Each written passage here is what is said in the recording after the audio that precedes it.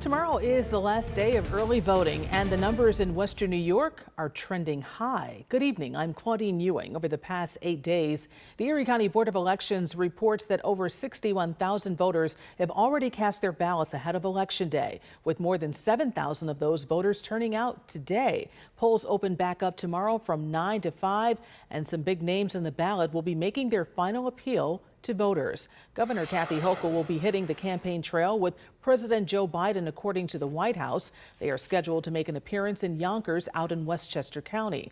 Meanwhile, Republican candidate Lee Zeldin, he's going to be here in Erie County tomorrow morning. He will rally with the GOP at the West Seneca Community Center. These Get Out the Vote events continue to highlight the competitiveness of this year's gubernatorial race. But regardless of your political affiliations, community groups are working to make sure everyone gets the chance to vote.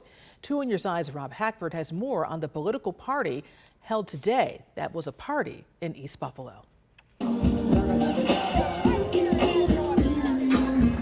Souls to Vote is we all have a soul, so bring it on down to Delavan and Grider. It wasn't Republican or Democrat or any other party you'll see on your ballot, but it was a political party. It's really important for us to be here and just show that elections are important to us. A push in East Buffalo Saturday to get more people encouraged about elections, sharing messages to black voters, young ones too, or those feeling discouraged about casting a ballot. For so long, some folks have not had the right to vote. Our ancestors fought hard for this right, so we need to continue the tradition.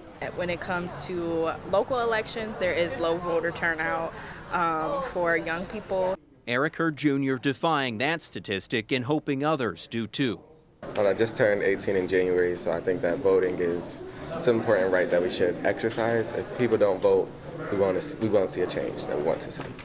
And whether the state's highest office or the 6 Board of Education seats up for grabs, being the life of this party equaled spreading awareness about every race, from city court judge to Congress, state Senate, and Assembly, as well as many other races happening all across Western New York. This is not only here in Buffalo, but this is across the nation to get folks a little motivated to actually hit the polls and feel joyous in doing that.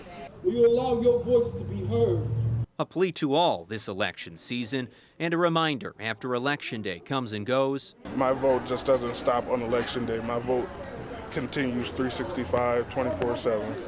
Because your vote puts the souls you want representing this country in office. So why not head to the polls? In Buffalo, Rob Hackford, Channel 2 News.